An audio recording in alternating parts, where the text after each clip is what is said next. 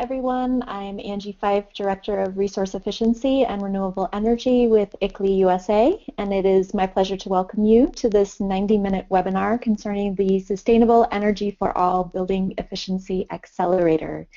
Before we begin, I will introduce Louisa, who will take us through some of the technical requirements for the webinar today. Thank you, Angie. Also from my side, a very warm welcome to this webinar. I will just make you aware of how we use the system. So for the duration of the presentations given, you will be muted. And we will later, after the presentations, have a question and answer session. So if questions come up that you want to discuss with the panelists, you have two options. You can either type them into the questions box for us, and we will then take care of them later during the question and answer session, or you can raise your hand during the question and answer session, and we're happy to unmute you and engage in a discussion with you. If you encounter technical problems during the webinar, please also feel free to type these problems into the question box. I will be happy to assist you remotely as far as I can. And yes, I hope you enjoy this webinar with us. Thank you, Louisa. So let's begin with a quick review of today's agenda. This Building Efficiency Accelerator webinar and the work conducted to date would not be possible without committed partners, such as WBSCD, the early adopter cities such as Milwaukee and Mexico City, and the strong leadership of the World Resources Institute. I'd also like to recognize my ICLEI colleague with the Low Carbon Cities team at the World Secretariat in Bonn, Lucy Price, and WRI Building Efficiency Manager Eric Mackres, whose contributions are incredibly valuable. We're delighted to work closely with Jennifer Layke and her team at WRI, and Jennifer will begin our session today with some background information on the Sustainable Energy for All, or SE4ALL, accelerators, including the Building Efficiency Accelerator, what it is and how it is helping cities to continue to accelerate their efforts towards sustainable energy efficient buildings. We will also have 3 presentations today from on-the-ground implementation strategies, including the City of Milwaukee in the US, Milwaukee's building efficiency activities, Julia Martinez with Embark Mexico, and Oscar Vasquez Martinez with Mexico City will tell us about activity in Mexico City. And we will wrap up with some information from the World Business Council for Sustainable Development through a presentation by Bill Sisson. We'll wrap up and let you know how you can get involved in the Sustainable Energy for All Building Efficiency Accelerator and open it up to your questions. So I'd like to hand it over now to Jennifer to begin. Thank you, Jennifer. Thank you so much, Angie, and to all of you, good afternoon, good morning, and good evening. I would like to thank all of you for joining us. We wanted to introduce the Accelerator platform, but let me first tell you where I am sitting. I direct the Building Efficiency Initiative at World Resources Institute's Ross Center for Sustainable Cities, and we are active in a number of different countries and cities around the world, and we have a staff on the ground supporting a variety of important city initiatives. One of those important initiatives is the UN Sustainable Energy for All. Our goal is to support global sustainable energy and achieving universal access for modern energy services, to double the rate of energy efficiency improvement, and to double the share of renewable energy in the global energy mix. All of these goals by 2030. They are very linked, and they are critical to ensure sustainable development for all of the people around the world. One of the partnerships that we've developed in order to support these goals is called an Accelerator Platform. Under the energy efficiency goal, the Accelerator Platform is a public-private partnership. It was established to support specific sector-based actions, recognizing that there were a tremendous number of policies, practices, and activities around the world that we could leverage in order to support each other better, to build a community engaged in accelerating our actions in order to deliver energy efficiency at the rate and pace that we need in order to both secure the global climate as well as provide the access to modern energy services and to allow for improved livelihoods.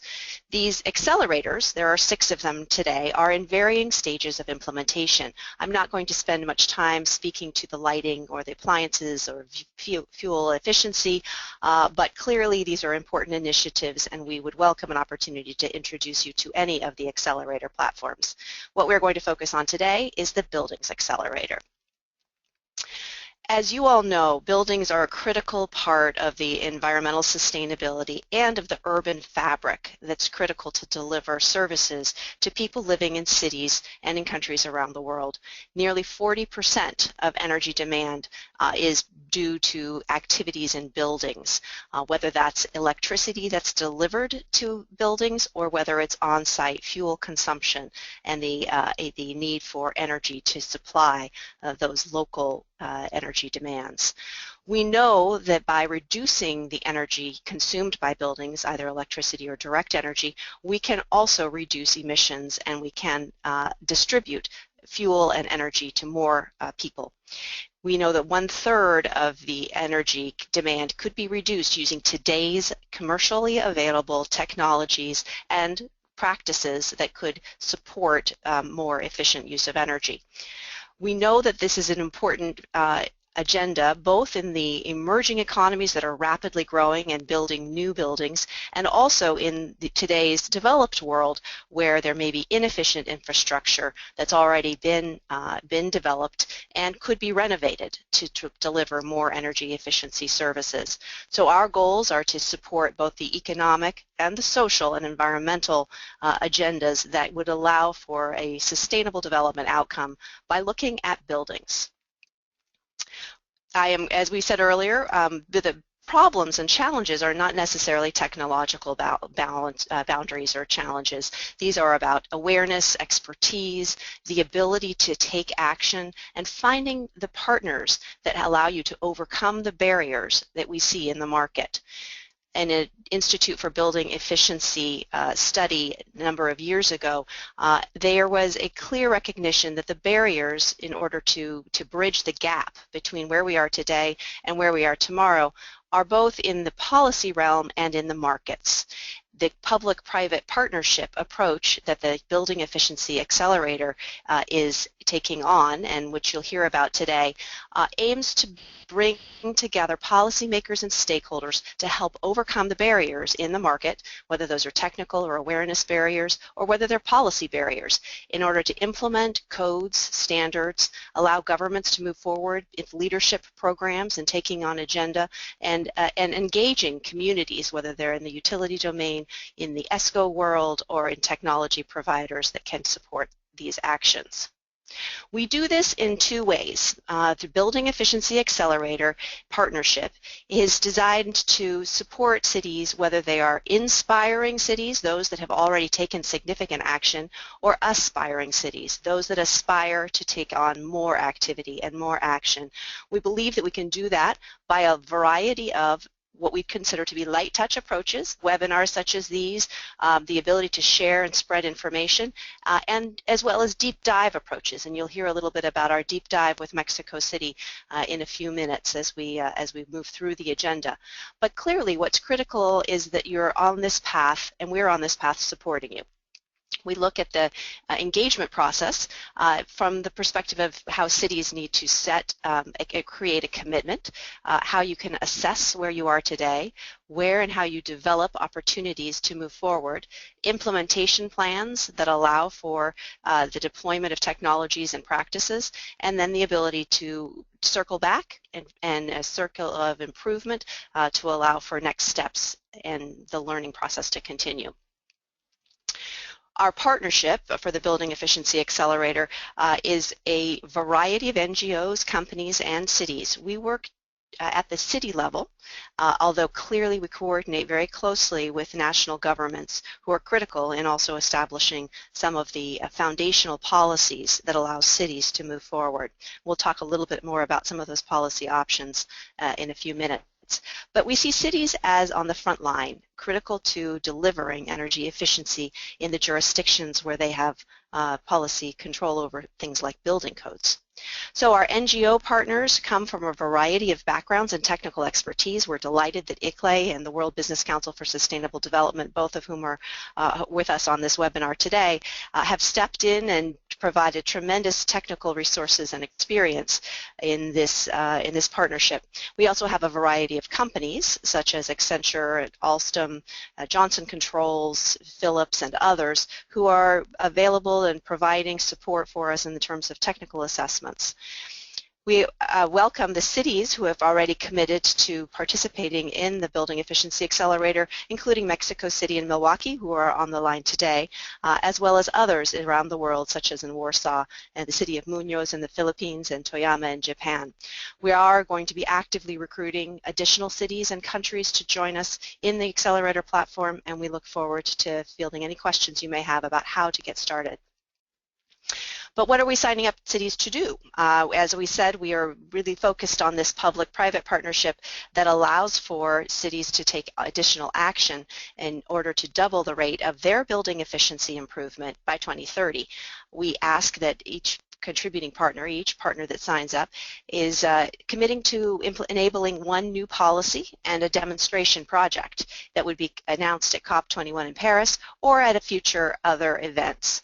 We ask that they create a baseline, and many cities do have information already in their greenhouse gas inventories or other types of tools that they may be using, looking at baseline of energy consumption in their buildings.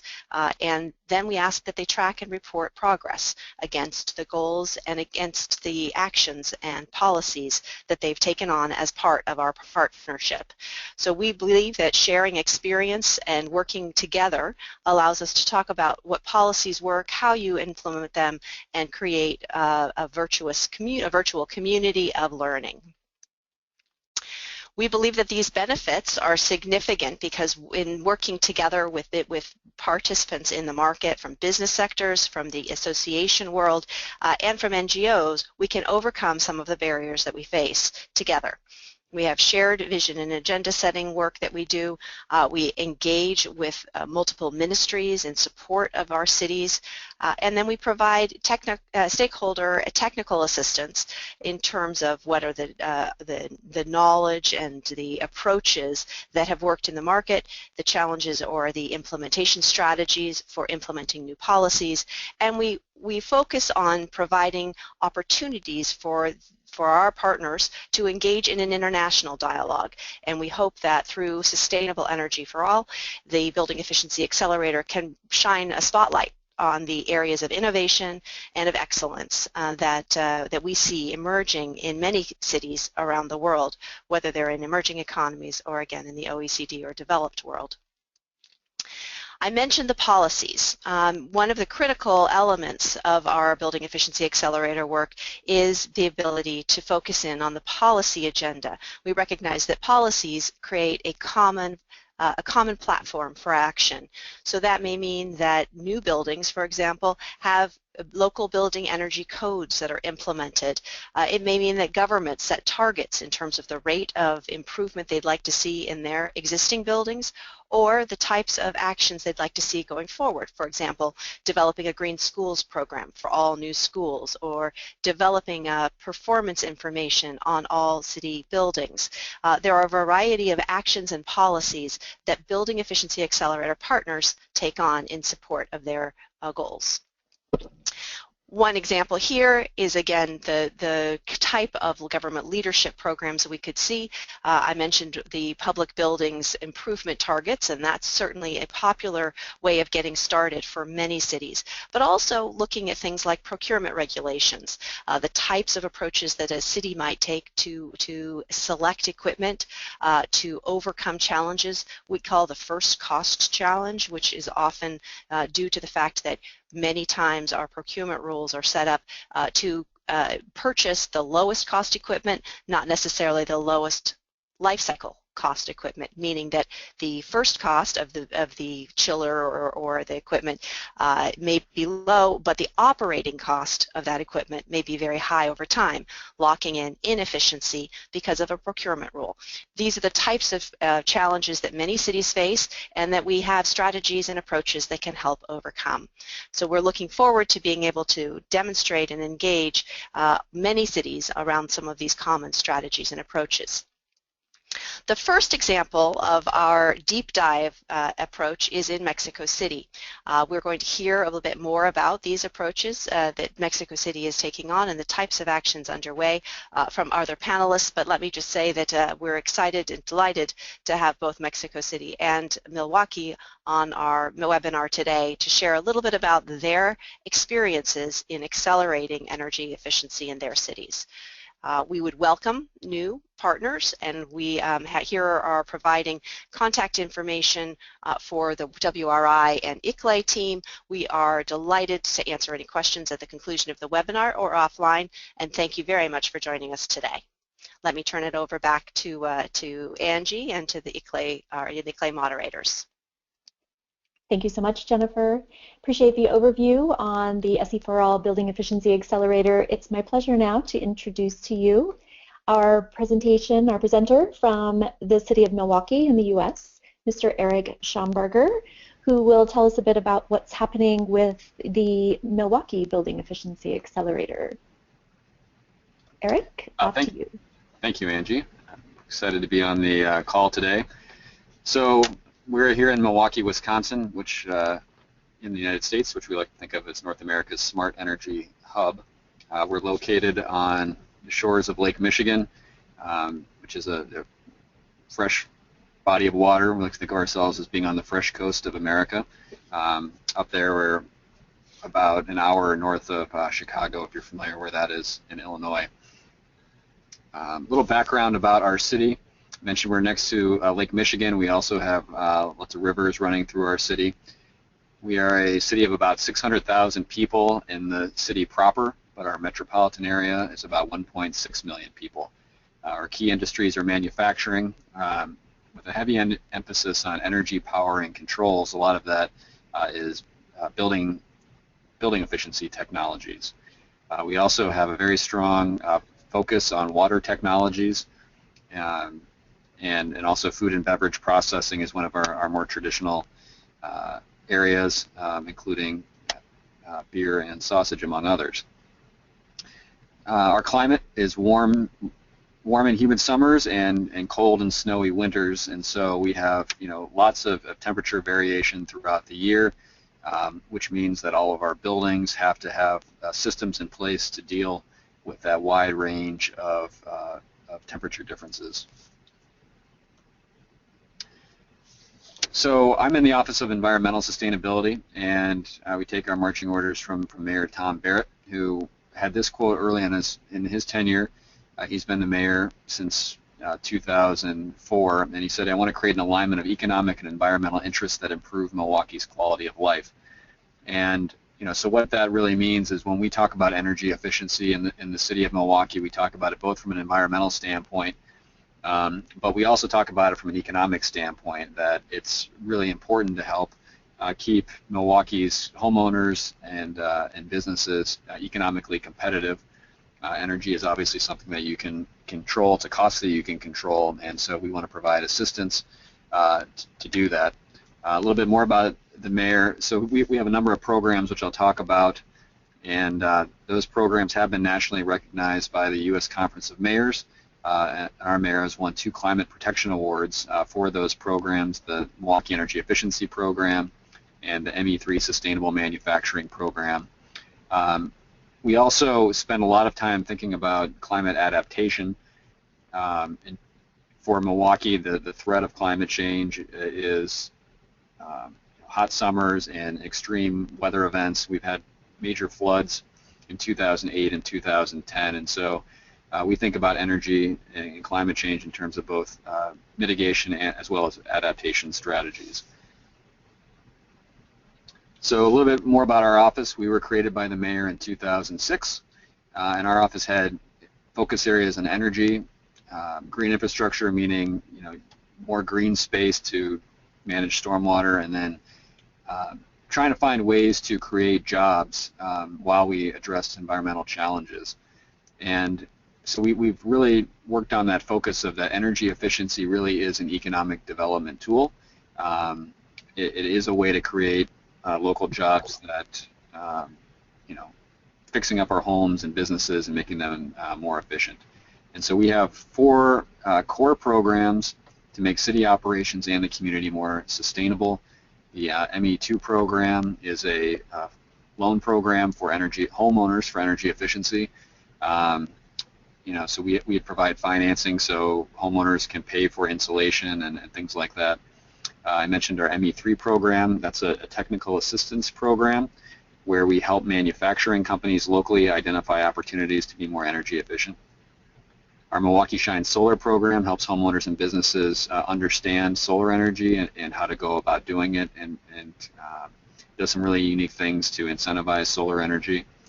And then the Better Buildings Challenge is a national program in the United States sponsored by the United States Department of Energy, and it's for both cities as well as businesses, and it challenges them to reduce their energy use 20% by the year 2020 and track and manage their energy use. And so we partner with other cities around the country and the U.S. Department of Energy towards national goals for energy efficiency.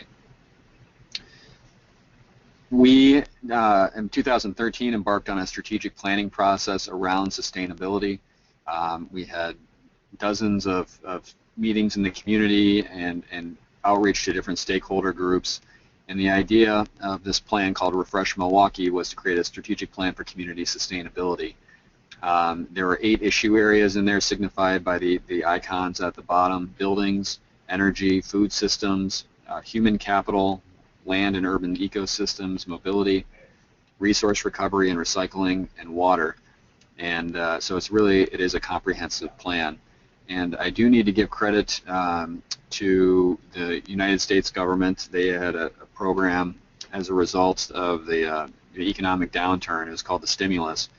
And I think they had a lot of foresight in putting a lot of money to cities to jumpstart their energy efficiency and renewable energy programs. And so it was a really, I think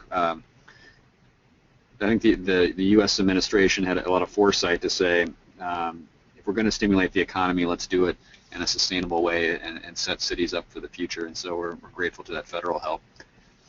Wanted to focus today on the energy chapter within our overall sustainability plan.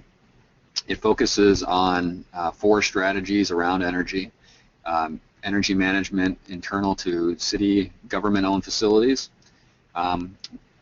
Second is financing for energy efficiency. I think Jennifer mentioned that sometimes energy efficiency products have a higher first cost, but over the time, save more. And so a key strategy here is to provide financing so people can afford the upfront cost and pay for things as they save on their energy bills. We want to promote and enhance Milwaukee's Smart Energy Hub and our local energy innovation center, again, to be a model for other, for North America. And then lastly, we advocate for a sustainable energy future locally, but also in the state of Wisconsin, the national level, and then ultimately at the international level as well.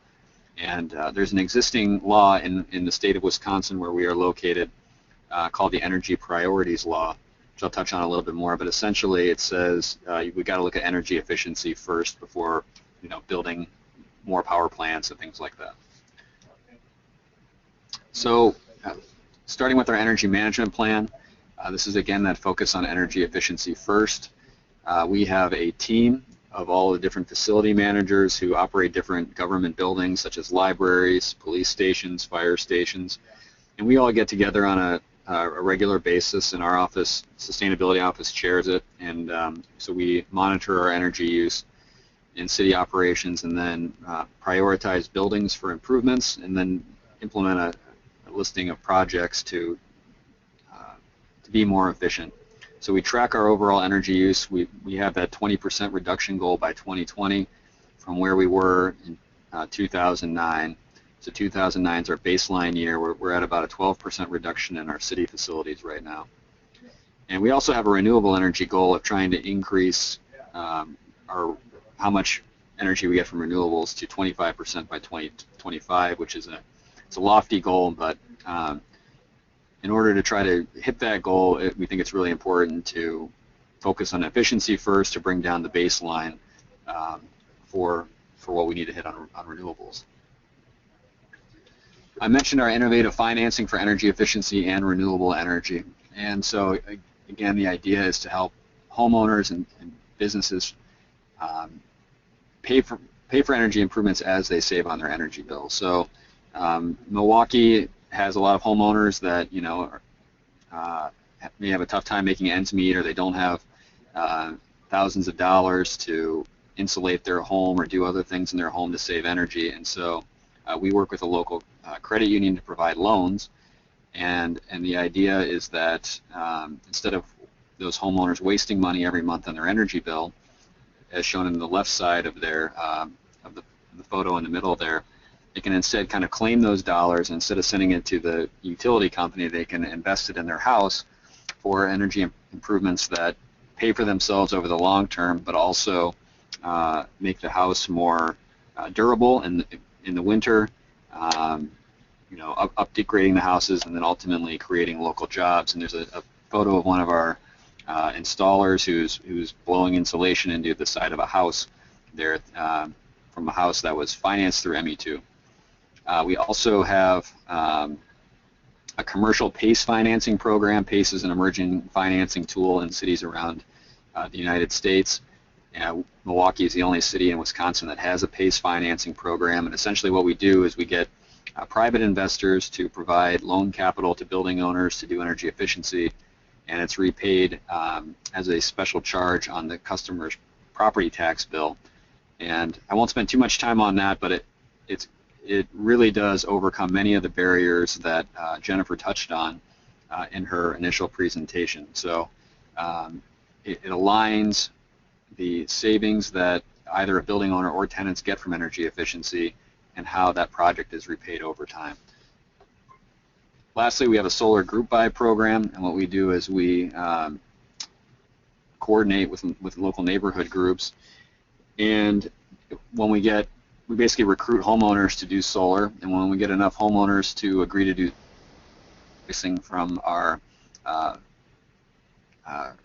solar contractors. So we'll have a contractor that says, okay, if we get 20 people to do solar, then we can reduce the price of solar by 10 or 15% for all of the homeowners. And it's a really neat way to get a whole neighborhood engaged in renewable energy, and getting one homeowner to encourage the next to do renewable energy, because everybody benefits the more people that do it. Strategy 3 in our energy chapter is promoting Milwaukee as a smart energy hub. In addition to the policies that we have in place to promote renewable energy, we also have a very robust network of businesses that focus on energy efficiency. Johnson Controls is headquartered in Milwaukee, and obviously they're a global company that does energy efficiency work, and so we're happy to have them as a partner. We have many other companies as well that do those, provide those kinds of services, or another one that comes to mind, TelcoNet makes the controllers for hotel rooms that shuts off the lights when occupants aren't in there. So lots of companies like that. And we have headquartered here a group called the Midwest Energy Research Consortium.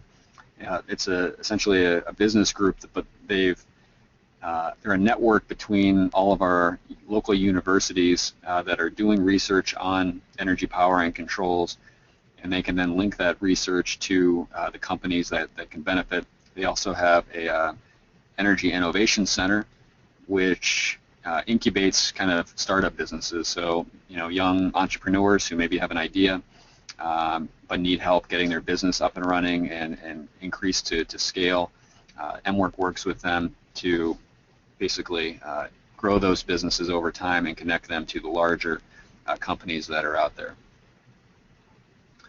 Lastly, we advocate for a sustainable energy future. So I mentioned the Energy Priorities Law as a basis. So this is a law that's on the books, but it's often forgotten, I think, and that by some people. And that law says that you got to think of energy efficiency first, followed by renewable energy second, and it goes on down the line, getting energy from natural gas, and then coal is at the bottom of the list. But there's has long been a catch that says it's got to be cost effective and technically feasible. And I think the proponents of fossil fuels have said, well, energy efficiency or renewables aren't cost effective, so let's build coal plants. And unfortunately, that's how it's been in the past.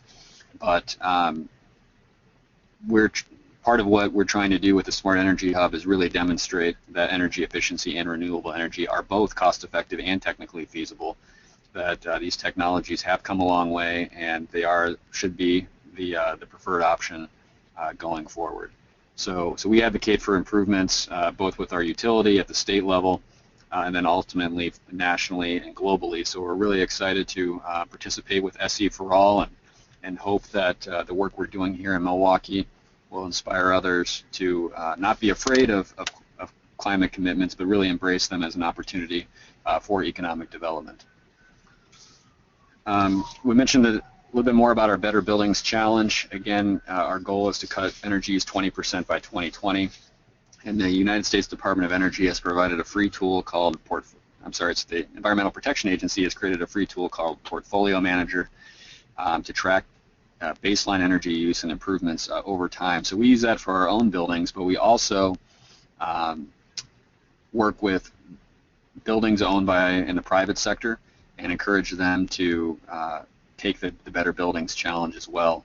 And so we have a lot of our big downtown buildings are also taking the pledge and tracking their energy use. Lastly, I think the next frontier for us, we've done a lot, but we're not stopping where we are now. We've just received a grant from the United States Department of Energy for a new program we're calling Location Efficiency, and it's a comprehensive energy management offering for commercial building owners. And so we already offer financing with our PACE financing program, but we're going to kind of bundle service delivery for comprehensive energy management, including energy audits, offering data management to commercial buildings, the financing, incentives through our statewide program, but then going beyond just kind of retrofits of buildings and then working to engage tenants in energy efficiency and ultimately providing awards and recognition for buildings that really take energy efficiency seriously and make changes to their buildings. So that's what we're doing in Milwaukee, and I look forward to hearing about Mexico City. Thank you, Eric. Appreciate that, and it's exciting to hear how Milwaukee is using policy, leadership from the elected official level, the private sector, and community engagement to continue to move your goals forward and get these achievements that you're getting. We're very happy to see that and excited to learn more about how you'll be using the Building Efficiency Accelerator to continue in that path. So now we will turn to Julia Martinez from Embark, Mexico. Julia?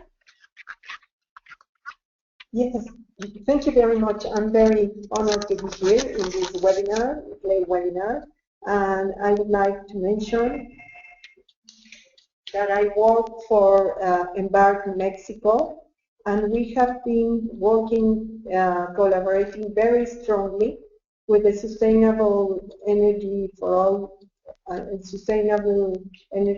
Building Efficiency Accelerator, with Jennifer Layke and Eric Mackres. And we had, as Jennifer mentioned, we have our first workshop on March of this year with the government of Mexico City, and it was a big success. We had more than 100 participants, and we were able to get together participants from Mexico City, from the federal government, from the private sector, and from them we have been working with the 4 working groups that I'm sure Jennifer already mentioned, and we are eager to have a full document to be presented to the Minister of Environment of the Mexico City government by the end of this year, and then continue working onto the next year. I'm very happy to introduce Oscar Vasquez from the Minister of Environment of Mexico City, who has been a tremendous support to this program to CTS, to Embark Mexico, and to WRI, to the Jennifer Layke program on Sustainable Energy Building Accelerator. So please, Oscar, I thank you very much for all your collaboration, and please, if you can start, we will all be very attentive to your presentation. Thanks a lot.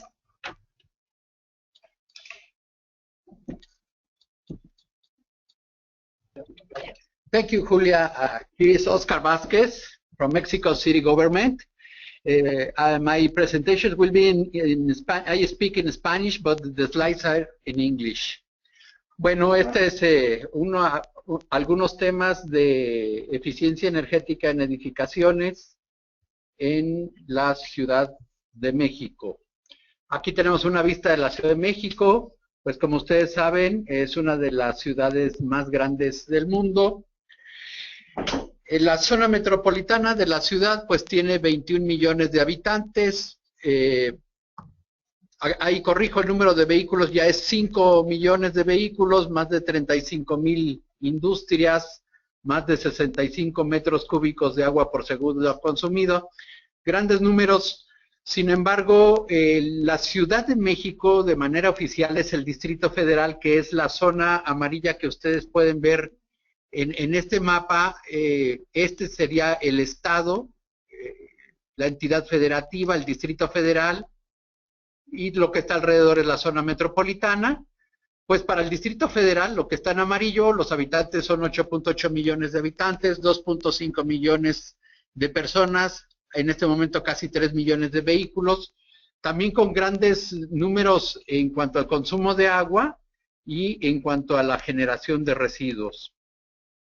Nosotros hemos enfrentado los retos que presenta el consumo de energía y el cambio climático a través del diseño del Programa de Acción Climática de la Ciudad de México. El programa tiene un horizonte 2014-2020.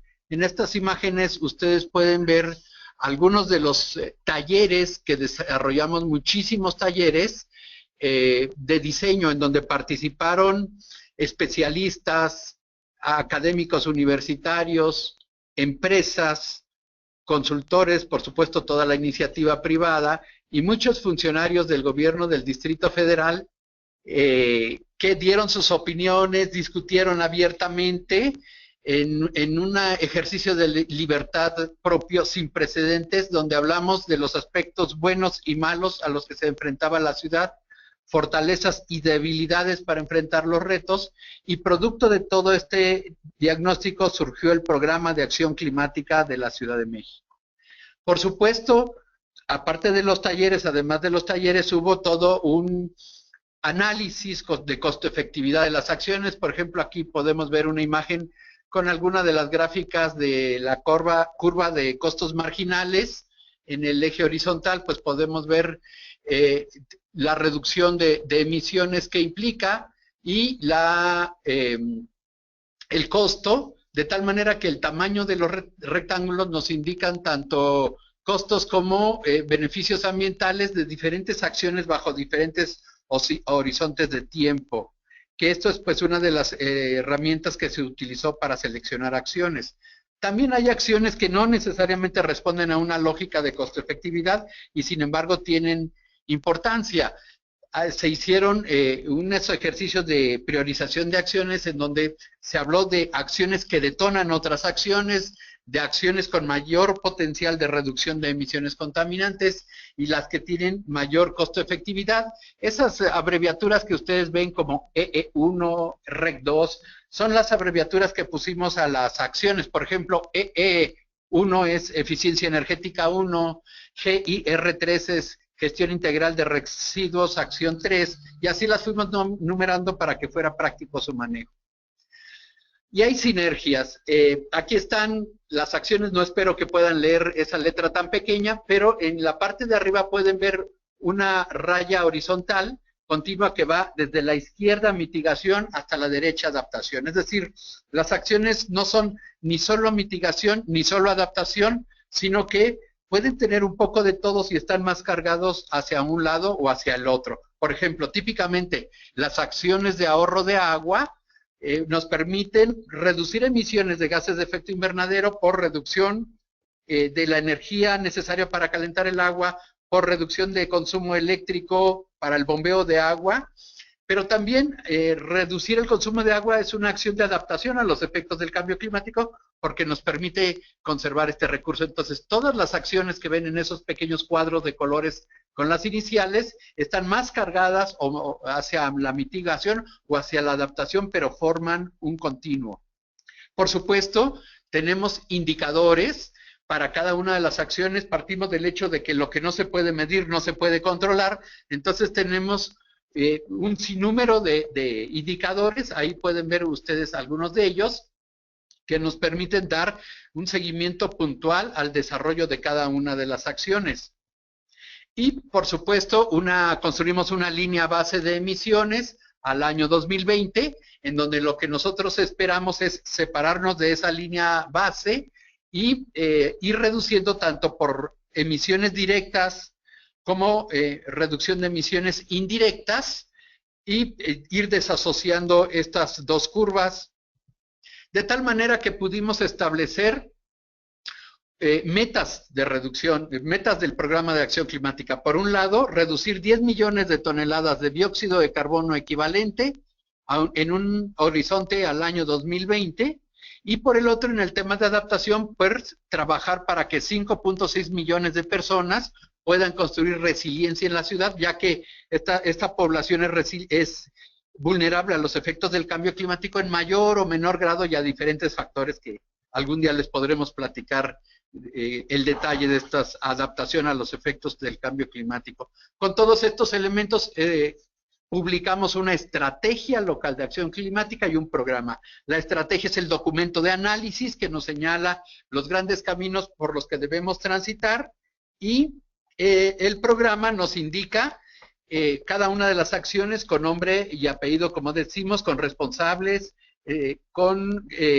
muchas veces con presupuesto. Ok. Ahora, aquí pueden ver ustedes, producto de la estrategia de cambio climático, los ejes estratégicos como la transición energética urbana y rural, la contención de la mancha urbana, etcétera, etcétera, y las líneas de acción. Por ejemplo, la transición energética urbana y rural que ustedes ven arriba tiene dos líneas de acción, la eficiencia energética y la energía renovable, y así con cada una de las numerosas acciones que tiene nuestro programa de acción climática. Aquí están todas las oficinas, todas las dependencias del gobierno de la Ciudad de México que están trabajando, poniendo en marcha las acciones específicas del programa.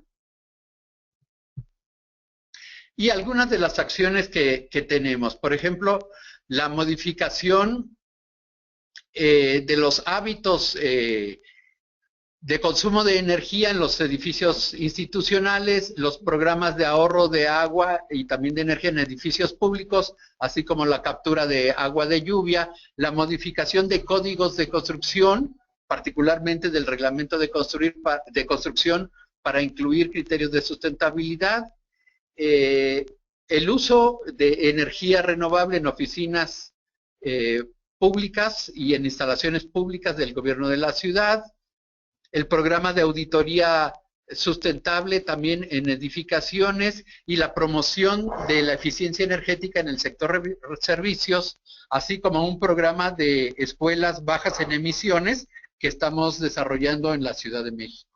Algunas de las cosas que hemos obtenido de los logros, pues en el programa de vivienda sustentable se han construido más de 15,000 viviendas, todas con calentamiento solar de agua, toda con separación de aguas negras y aguas grises. Las aguas grises se vuelven a reutilizar en los servicios sanitarios.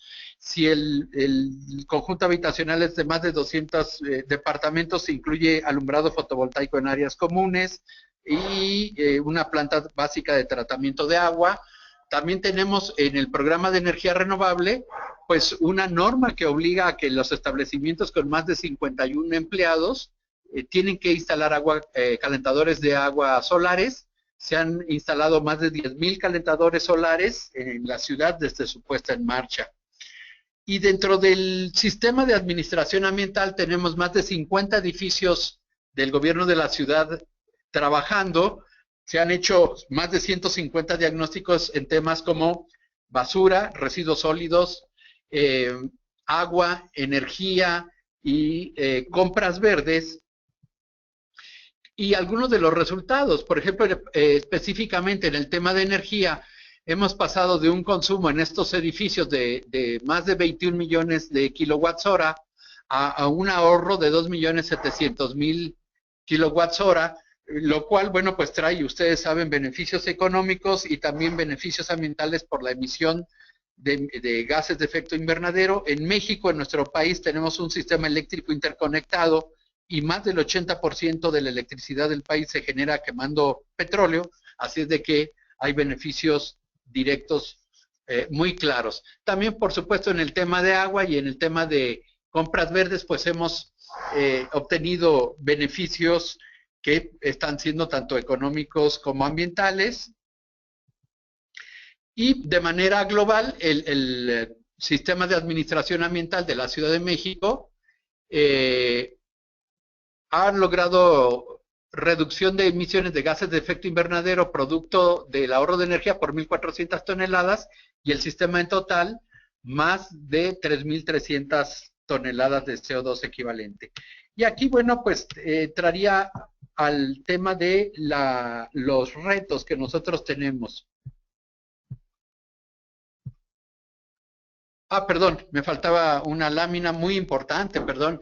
El edificio que llamamos nosotros Virreinal, el edificio en donde se encuentra el alcalde de la Ciudad de México, el jefe de gobierno, como le llamamos acá, ha obtenido la certificación LEED.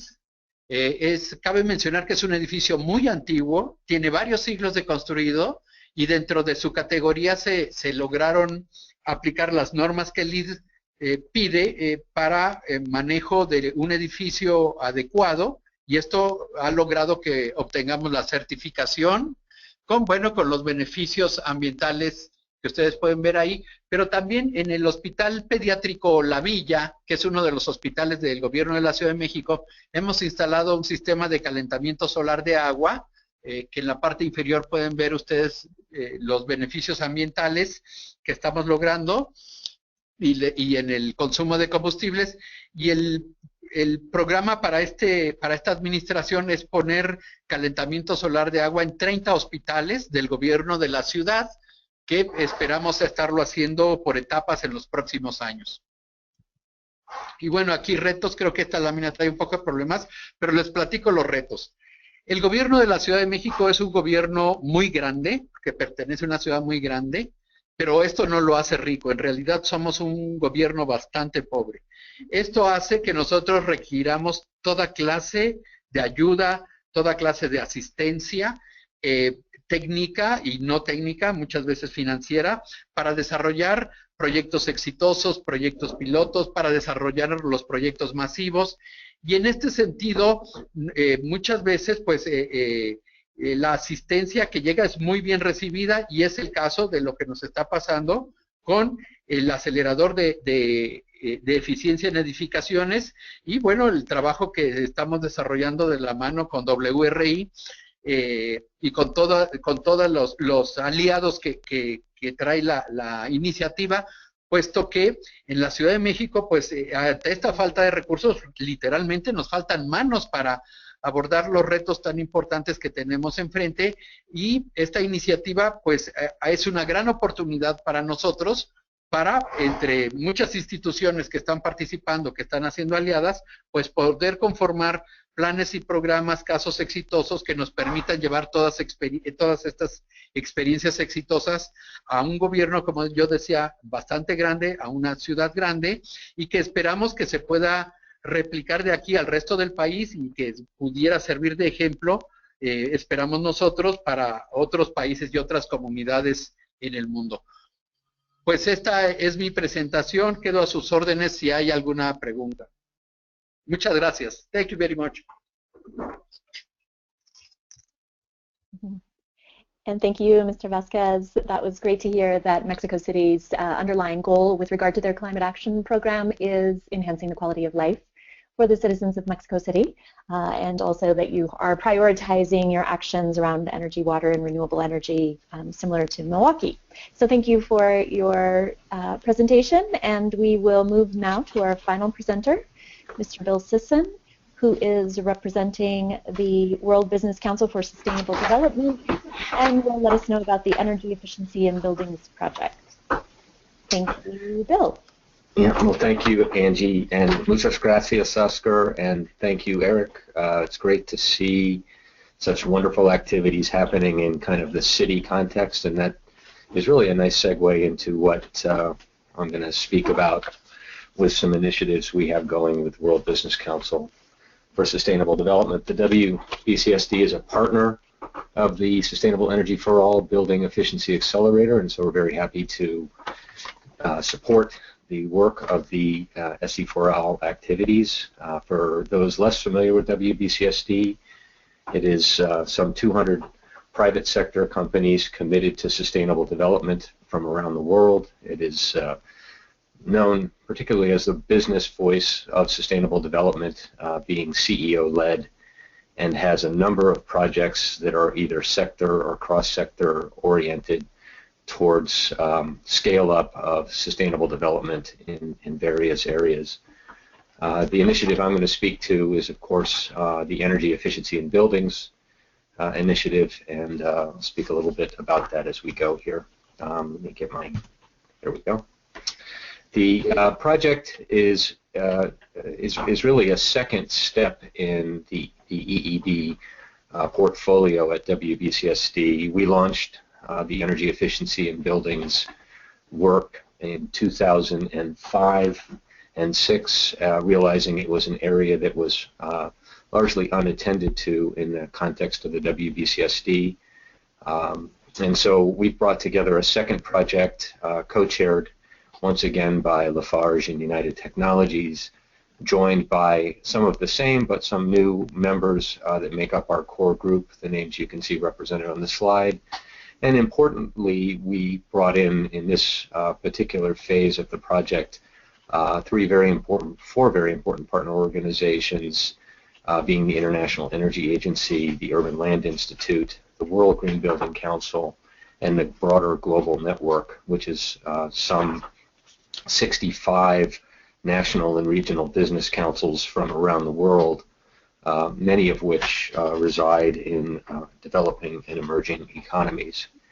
The second project, EEB 2.0, is really looking at this challenge of unlocking what are most often than not, and as you've heard in the context of Jennifer's opening remarks and some of the city-scale presentations, these in large part are financially viable and financially attractive energy efficiency investments, but not necessarily being realized because of what are largely non-technical barriers. Just a little background, the first project was really a global study where we looked at and researched what different recommendations and action areas would need to be brought forward. We analyzed them from a business viewpoint to really establish a series of recommendations that we felt would, if achieved, would unlock energy efficiency in markets around the world. That was a research project that in large part was well received, but the action needed to be sponsored in some way, and that's a little bit of the impetus for what is our second project. Also in the first project, we realized that members of the World Business Council, to be credible, also need to be taking action on their own. So we brought forward a manifesto for energy efficiency in buildings at the end of the first project to ask our members of the WBCSD to address energy efficiency in their own buildings.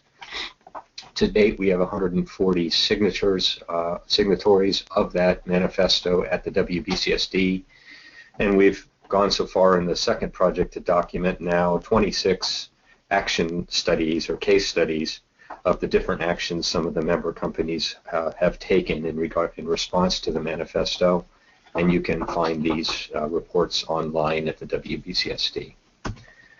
And really the second project plays very well into some of the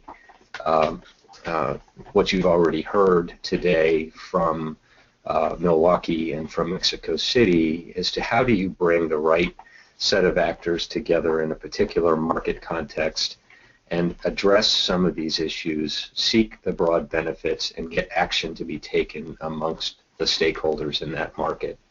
And as you can see by the graphic on this chart, there are many different stakeholders involved in the building delivery process, be it new build or retrofit.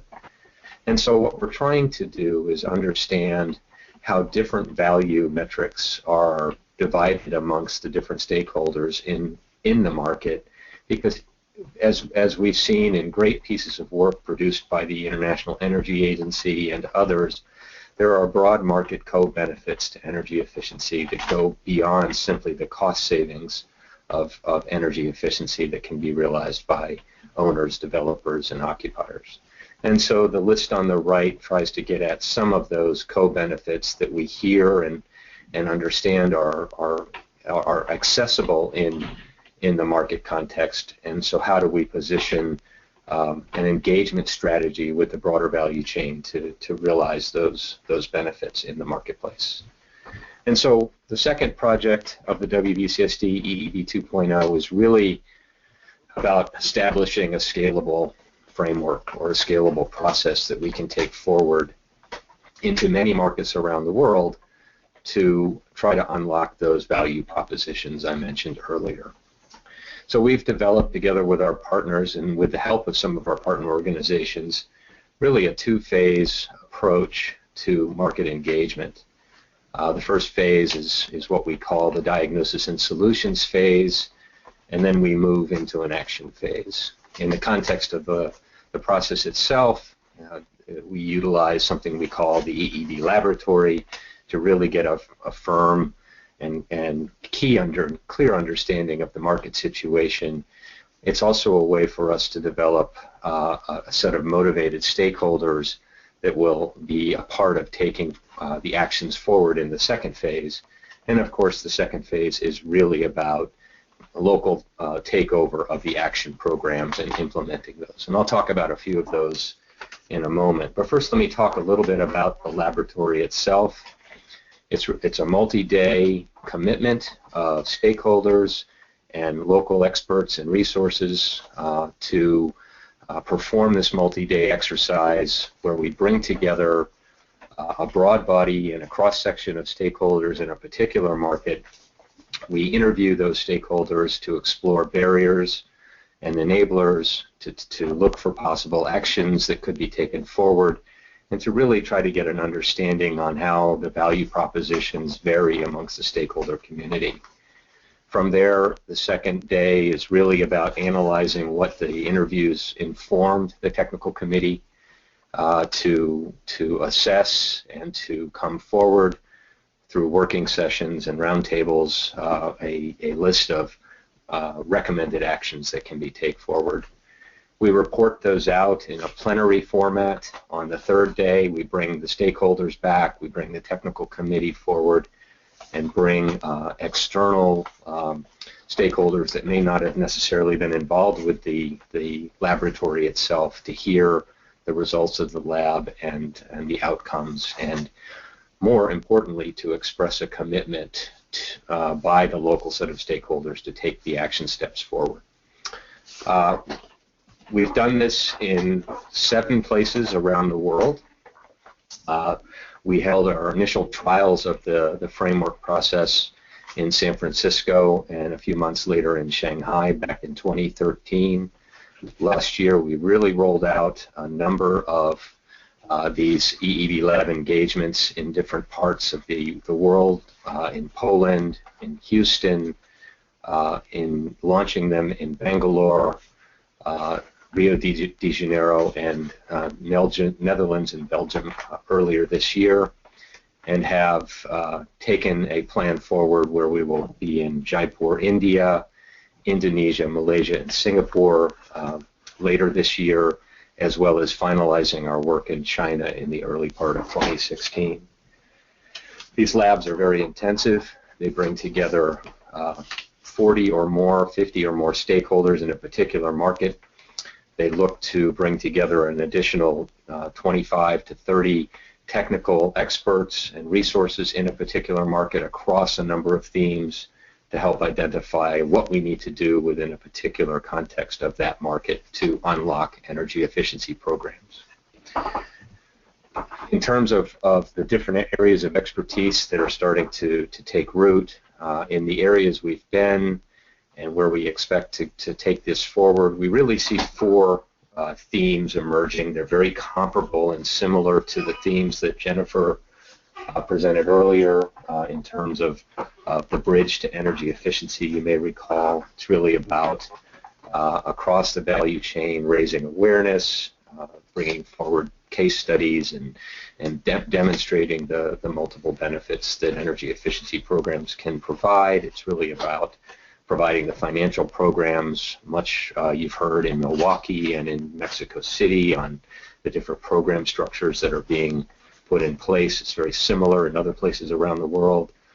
Workforce capacity is always a general theme that we're starting to see emerging from these different labs thus far. And finally, and more importantly, the need for effective and implemented policy and regulation structures to support these areas going forward.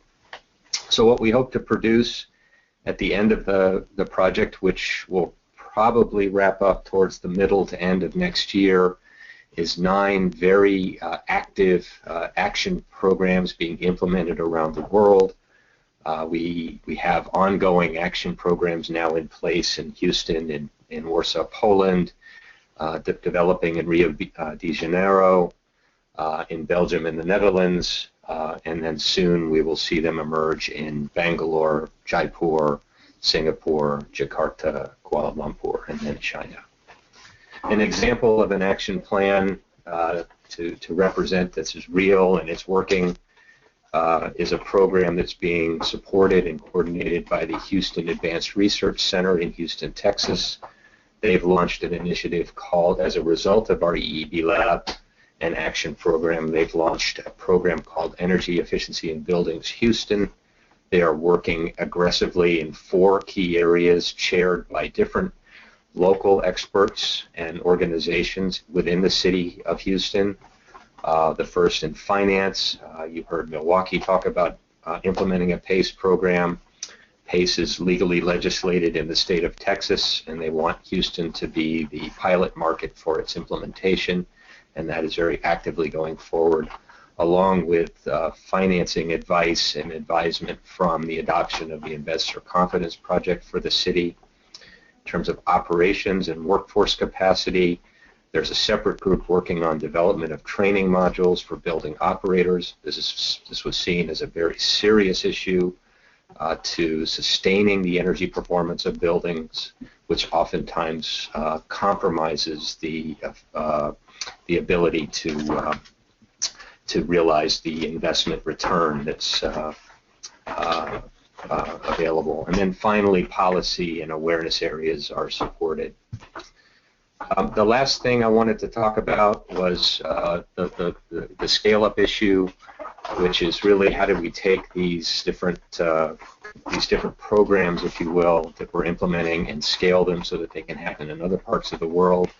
The LCTPI is the Low Carbon Technology Partnership Initiative of the WBCSD. It brings together 3 key organizations that are brought in line with the COP21, the Road to Paris activities, where we want to bring a larger set of organizations together to show that our initiatives can be scaled and have broader global impact, and setting forward an ambitious target such that by 2030 we can see 50% of projected energy use in buildings avoided by action on energy efficiency in buildings.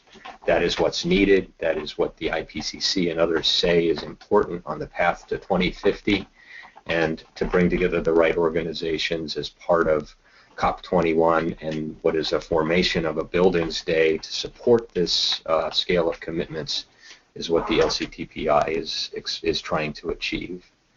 And the partners that are associated with LCTPI today, at least those that have expressed a strong interest to take this forward with us, includes this list, and of course others that are even on this call and on this webinar are expressing interest to be a part of this going forward. So thank you very much. That's what I had to say, and I'd like to turn it back to the organizer. Thank you very much, Bill. Very much look forward to reviewing the action plans. It looks like you have a nice diversity of markets and climates, the cities that you're working in, so that will be quite informative. We appreciate that. And just a quick mention that ICLEI and WBCSD collaborated on another publication that was released earlier this year called the Innovative City Business Collaboration, Urban Infrastructure Initiative Framework for City Business Collaboration. So I encourage you to review that and see that as a great resource that's available to you as well. So we have concluded our presentations. We have about 20 minutes remaining on our webinar today.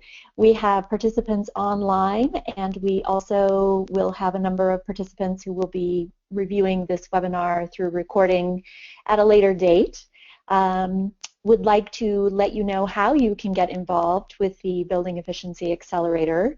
Certainly for more information, we've got contact information here for the two contacts at the World Resources Institute, Jennifer and Eric, and myself and Lucy at ICLEI, and of course our offices worldwide would be happy to assist you and engage with you at a local level. The commitment in order to become a part of the initiative is fairly simple. We just ask that your city make a commitment to the Accelerator platform, to the Building Efficiency Accelerator in particular, and that you identify and begin to pursue one enabling policy and one demonstration project. We hope to announce those commitments at COP21 in Paris in December 2015. Your second action item would be to create this baseline of building energy performance in your community.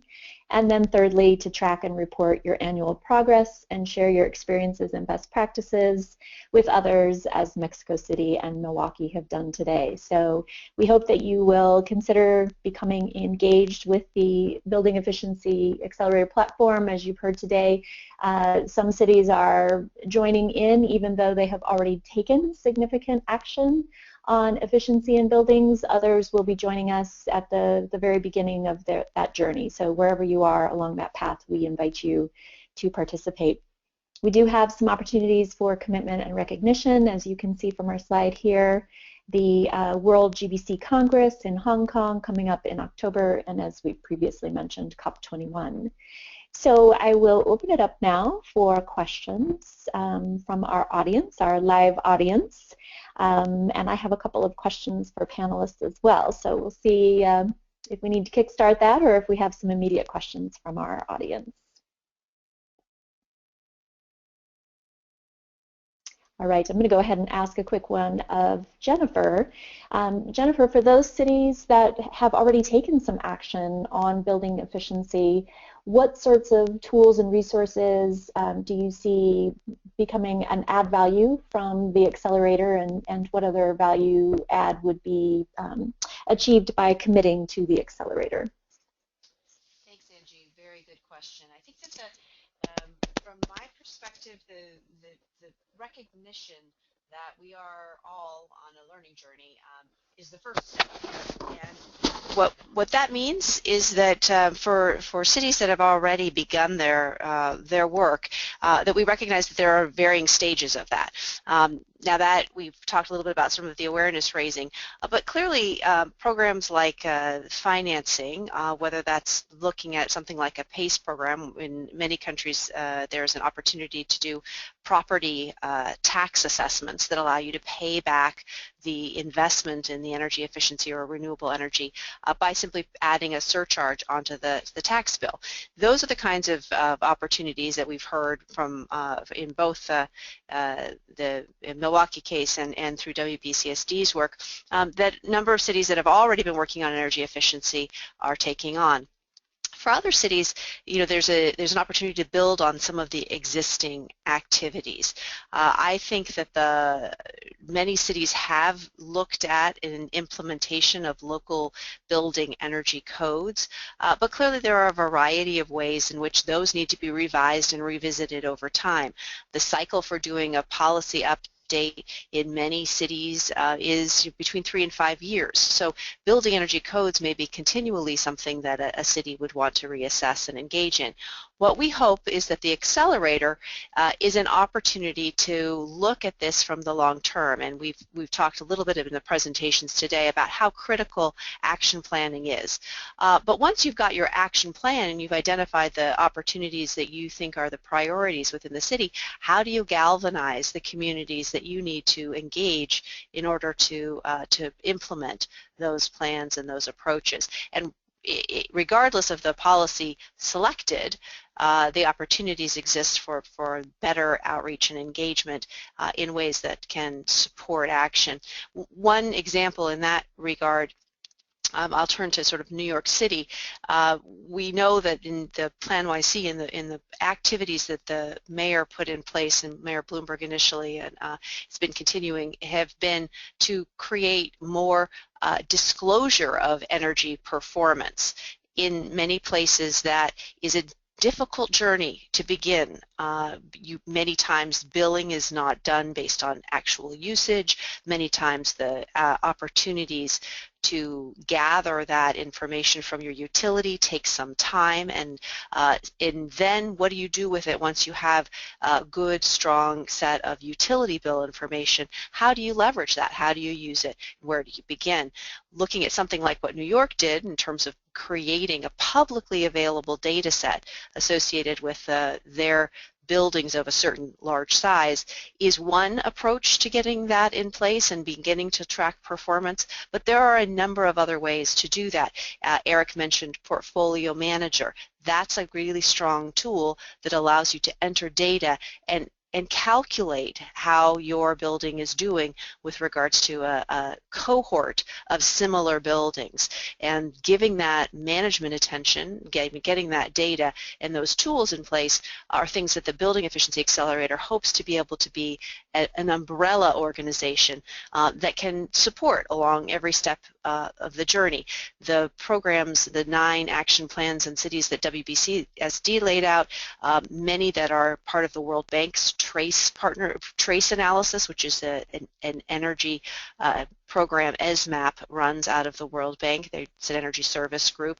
Those kinds of analyses and tools are invaluable.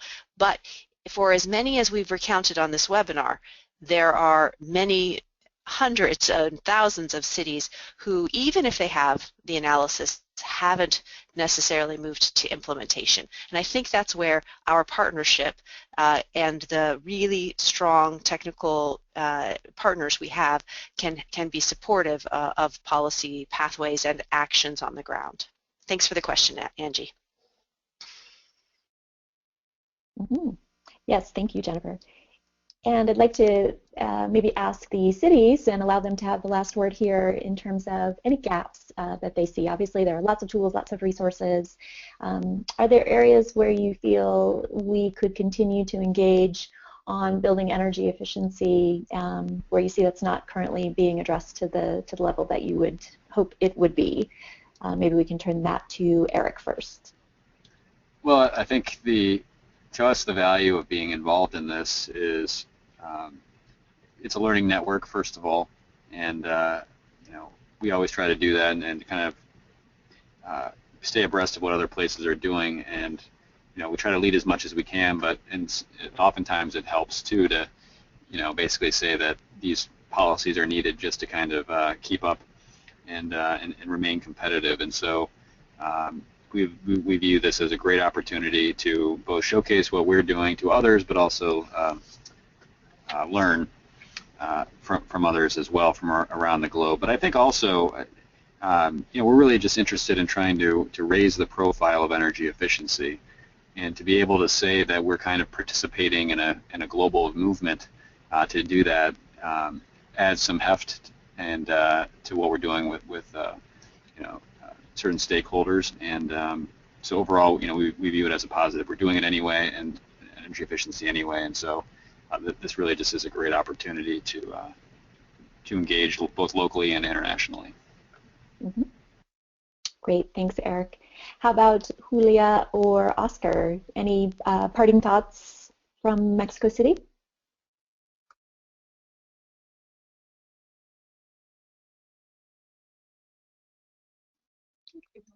No, simplemente pues remarcar el interés, señalar el interés que tenemos en participar en todas las iniciativas que se están lanzando, que van a ser muy útil para nosotros, en particular el acelerador de eficiencia energética. Just to thank you, and we're really looking forward for the next initiatives to participate, to join, and get all the experiences from the accelerator. Thank you. Thank you. All right. If we don't have any questions on the line at the moment, we can go ahead and wrap up. We encourage you once again to reach out to us if there's anything that we can do to help to begin or to accelerate your work on building energy efficiency. We'll close out here with this last slide where you can see not only our contact information, but also please do visit the SE4ALL.org website where you can view more about the Building Efficiency Accelerator platform as well as the other platforms under SE4ALL. Thank you all very much. Again, this webinar will be available for future viewing and listening, so we do hope that you will share it with many others. Thank you and have a good day, good evening.